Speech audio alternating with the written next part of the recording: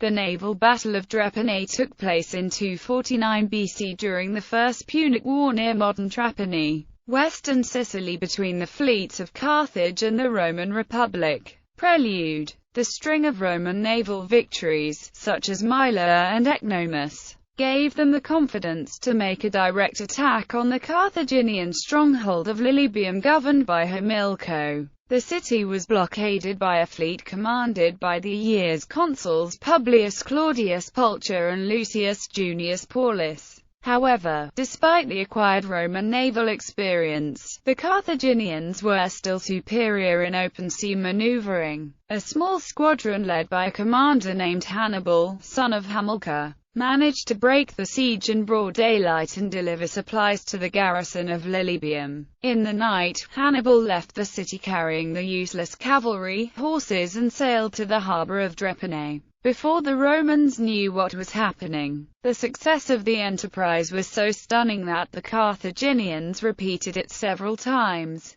For the Romans, this was more than a humiliation. It was annulling the whole effect of the siege, since the garrison was being fed and kept in contact with Carthage. Something had to be done. Shortly after, a brave sailor, identified as Hannibal the Rhodian, openly defied the Roman fleet by sailing around the fleet in order to spy on the town and relay the news of the goings-on inside of Lilybaeum to the Carthaginian Senate and the Carthaginian commander at the battle. Attribution: actions and consequences. Pulcher, the senior consul, then decided to launch a surprise attack on the harbour of Drepana, where the defiant ships were garrisoned. The fleet sailed north from Lilybaeum in a moonless night. Carthaginian scouts did not spot the Roman ships, but low visibility conditions compromised the battle formation. When they reached Drepana at sunrise, the fleet was scattered in a long, disorganized line with Pulcher's ship in the rear. Punic scouts saw the clumsy approach and the advantage of surprise was lost. Meanwhile, on the flagship, some sources claim that Pulcher performed the inspection of the omens before battle. According to Roman religious tradition, the prescribed method was observing the feeding behavior of the sacred chickens on board for that purpose. If the chickens accepted the offered grain, then the Roman gods would be favorable to the battle. However, on that particular morning of 249 BC, the chickens refused to eat, a horrific omen. Confronted with the unexpected and having to deal with the superstitious and now terrified crews,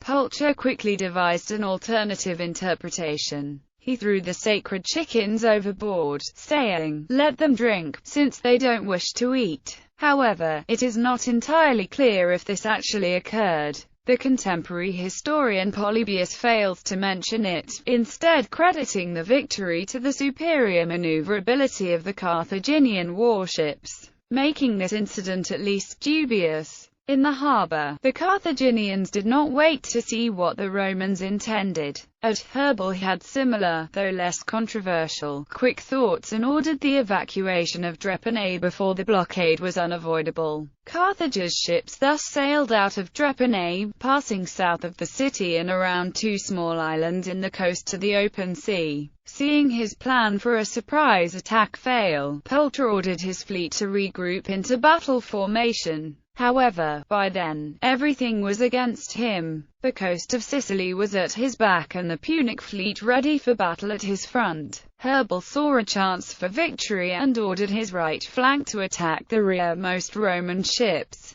The result was an utter Roman defeat, with almost all the ships commanded by Pulcher sunk. Aftermath: Publius Claudius Pulcher managed to escape and return to Rome in shame, where he faced charges of treason. Unlike the Carthaginians, Romans did not execute generals for incompetence. What brought Pulcher to the court was an accusation of sacrilege due to the chicken incident. He was convicted and sentenced to exile, with his political career finished. In the same year, Hamilcar Barca led a successful campaign in Sicily and a storm mostly destroyed the other half of the Roman fleet, commanded by consul Junius Paulus. The situation was so desperate that Aulus Atilius Collatinus was appointed dictator and sent to the island to control the land warfare. The Drepana defeat so demoralized the Romans that they waited 7 years before building another fleet.